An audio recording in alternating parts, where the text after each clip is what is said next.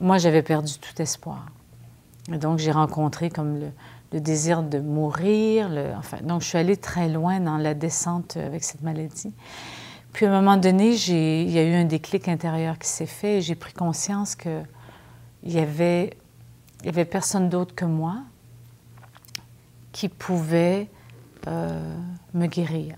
Il n'y avait personne d'autre que moi qui avait le corps que j'avais et qui avait la maladie que j'avais. C'est-à-dire, bien d'autres gens étaient atteints de la même maladie, mais c'était moi qui étais en présence de ça, et non pas mon voisin ou ma voisine ou mes amis. Et là, je suis entrée dans cet état de très grande réceptivité intérieure. Et j'ai senti que je pourrais m'en sortir. Et c'est là où j'ai atteint une étape je dirais, de courage et de persévérance, parce que je suis partie d'événements qui seraient trop longs à raconter et qui m'ont amenée dans l'expérience du « je sais ».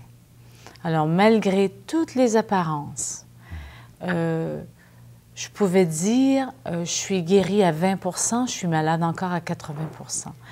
Malgré ma famille, mes amis, les médecins, intérieurement, je savais que j'étais sur la voie de la guérison. Et là, j'ai persévéré.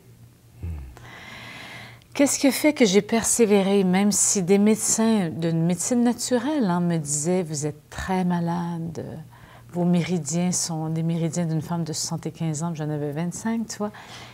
Et eux ne voulaient pas me décourager, mais eux lisaient une réalité, mais j'étais en présence à l'intérieur de moi d'une autre réalité. Et je leur disais, je sais que je suis encore malade et je sais que je suis aussi en train de me guérir. Et j'ai persévéré. Eux, ils avaient les examens et toi, tu avais ta force intérieure. C'est ça. Alors, j'avais cette foi intrinsèque et c'est au-delà du « je crois », c'est « je sais ». Et ça, c'est indescriptible, mais c'est aussi... Il n'y a personne qui pouvait me dire quoi que ce soit parce que rien ne pouvait comme toucher cet espace intérieur.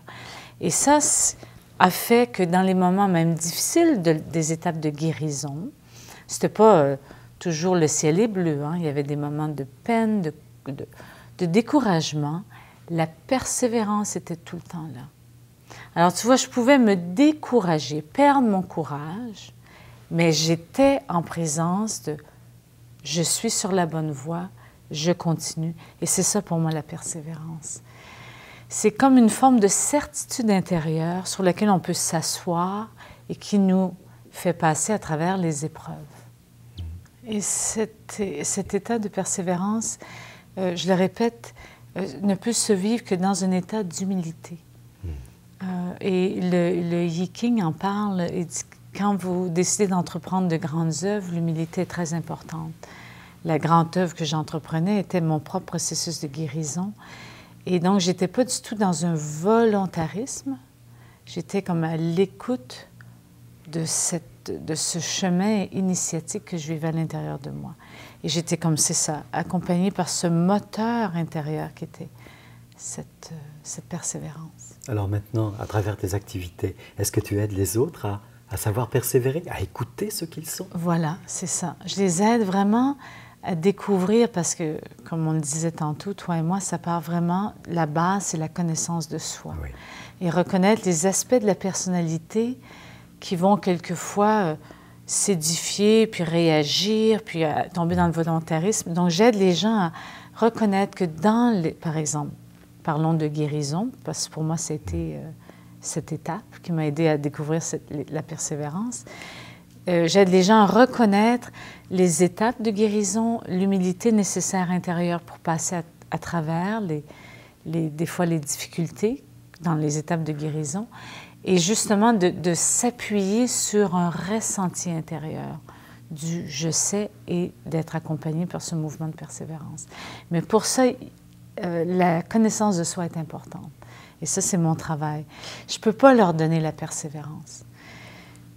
C'est pas quelque chose qui s'induit de l'extérieur vers l'intérieur. C'est quelque chose qui vient de l'intérieur vers l'extérieur. Mais tu peux les aider à sentir. Voilà, c'est ça. À être motivés, c'est ça. À vouloir écouter ce qu'ils sont et à être très persévérants.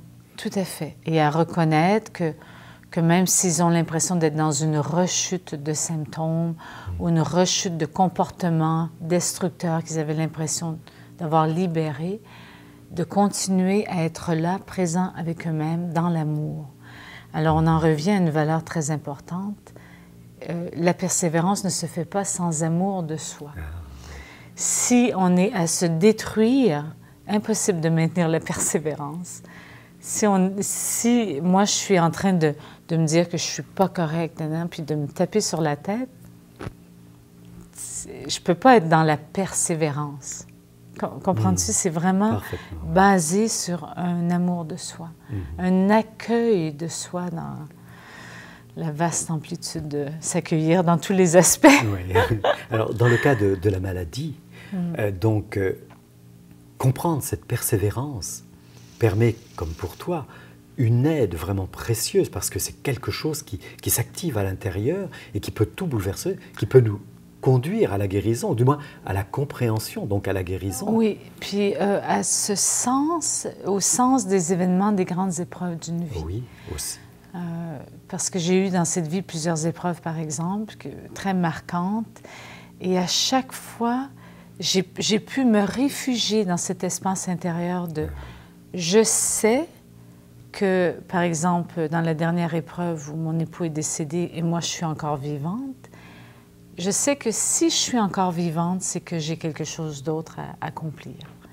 Donc, encore à nouveau, cet état de persévérance, quand une partie de moi aurait voulu, évidemment, suivre mon époux dans l'au-delà et tout ça, c'était comme, oui, je reconnais que j'ai envie, moi aussi, d'aller avec l'être cher qui vient de quitter, et en même temps, je sais que si je suis ici, c'est que je suis encore ici pour une raison. Et donc, à nouveau, entrer dans cet espace de persévérance. Voilà. Et cette persévérance qui va te conduire à quelque chose que tu vas forcément accomplir. Oui, tout à fait, qui accompagne le mouvement d'une vie, finalement. Hein. C'est vraiment comme un ami intérieur. Et c'est pour ça que l'amour de soi est primordial dans ce mouvement intérieur.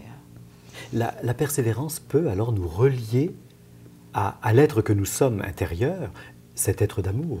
Oui, et au grand tout aussi, je dirais. Dans le sens que quand je suis dans cet état de persévérance, pour moi, tout ce qui m'entoure, ou même les difficultés qu'on peut rencontrer dans un quotidien, puis tout ça, perdent de leur influence sur moi. Et donc, je ne mets aucune charge sur ce qui bloque. Je contemple au contraire tout ce qui est fluide. Et comme je ne mets pas de charge sur les difficultés, bien, je retrouve un état de fluidité parce que je suis dans ce mouvement de persévérance.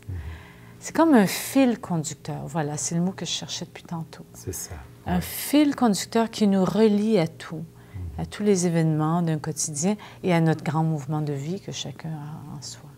Donc la persévérance, on le comprend bien, c'est pas une étape, c'est quelque chose qui se pratique, qui se continue, c'est perpétuel. C'est perpétuel. Moi, je dirais c'est un état intérieur qui accompagne cette forme d'intuition. Souvent, je dis aux gens avec qui je travaille que pour se guérir, peu importe que ce soit guérir, aider notre âme et guérir aussi le corps physique, peu importe, c'est important d'être en réceptivité avec soi et aussi aligner le mouvement de guérison. Donc, pour moi, c'est ça la persévérance, c'est cet aspect du yin qui est dans le réceptif, puis cet aspect du yang dans l'alignement plus masculin. Et donc, il faut un équilibre des deux, et là, on est sur notre fil conducteur. On pourrait penser alors que, et c'est souvent peut-être ça aussi l'erreur qu'on peut commettre, parce qu'on est quand même là, ici sur Terre, les pieds sur Terre. Oui. On pourrait penser qu'il y a une persévérance dans le milieu professionnel, une persévérance dans les amours, une persévérance lorsqu'on est malade, mais finalement, tel que nous l'abordons, le ressenti intérieur, cet état, cette force, c'est une persévérance intelligente qui fait partie de ce qu'on est, et elle est une. Elle est une dans tous les compartiments qu'on pourrait dire de notre vie. C'est la même vibration pour moi. Ça fait partie d'un état d'esprit aussi? Tout à fait. C'est ça, un état d'être, un état d'esprit.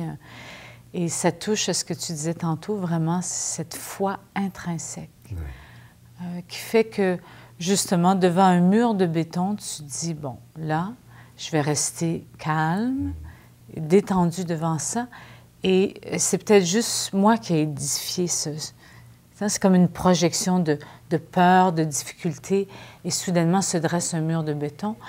Non, je vais laisser aller ça et je vais comme prendre le temps de retrouver cet état du je sais et attendre que le mur se dissipe.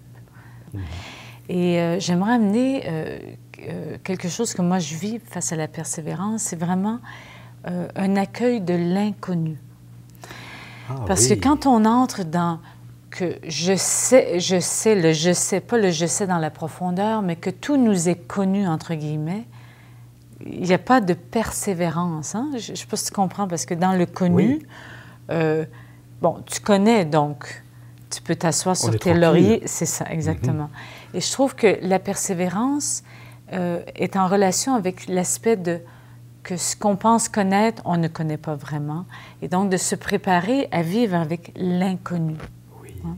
Et à ce moment-là, c'est très facile de maintenir cet état de persévérance parce qu'on n'est pas assuré qu'on sait tout ce qu'on pense savoir. Hein?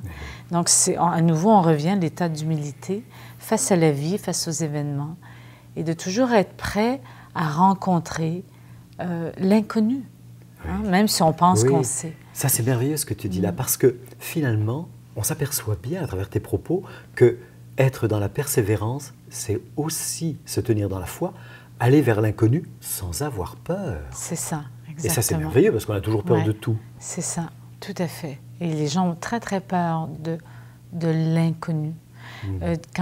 Dans ce travail que je fais avec les gens vont souvent dire « Ah, j'ai peur de quitter mon confort qui est quand même inconfortable pour aller vers un inconfort qui risque de devenir dans un bien-être. » Et pour moi, c'est ça, c'est que d'oser aller vers l'inconnu exige de soi de s'asseoir dans une forme de persévérance, hein, de maintenir ce fil conducteur dans tous les événements de sa vie. Marie-Lise, merci beaucoup de nous avoir reçus et puis de nous encourager à la persévérance. J'espère que j'ai réussi à mettre en mots cet état. Merci Jean-Claude. Tout un témoignage que celui de Marie-Lise Labonté. Moi, ce qui m'a beaucoup touchée, c'est la force avec laquelle elle disait « je sais ». Elle savait qu'elle était capable de se guérir, peu importe ce que les gens à l'extérieur lui disaient, peu importe ce qu'elle voyait au niveau des diagnostics. Pour elle, c'était « je sais ». Et elle y allait. Et oui, parce que c'est remarquable. Je sais, ça veut dire aussi je suis.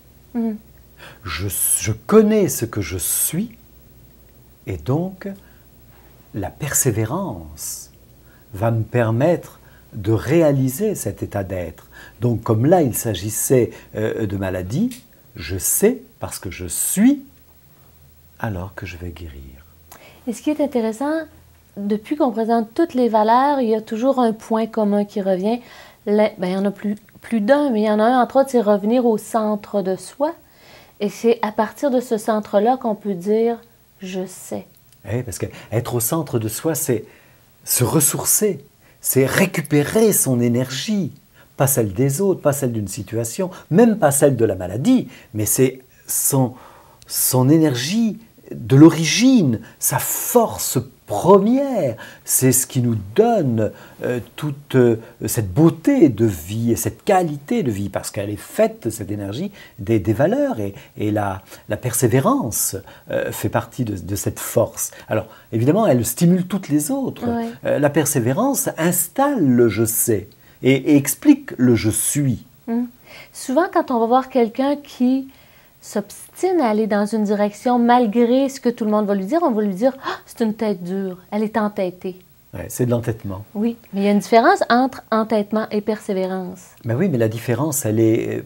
L'entêtement, c'est par rapport à l'ego, c'est vouloir quelque chose à tout prix, et malgré les obstacles, et malgré les conseils, ou même des exemples. C'est une sorte d'entêtement, c'est l'ego qui veut exister, briller, et bon.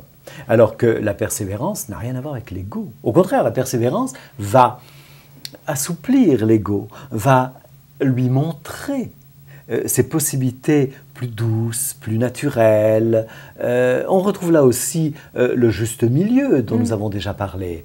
Et la persévérance apporte une qualité de vie, une expression de vie bien plus juste. Mais en même temps, la persévérance montre le chemin. La persévérance pousse à accomplir ce chemin. On est dans un autre style de vie, là. On est dans sa personnalité, j'allais dire,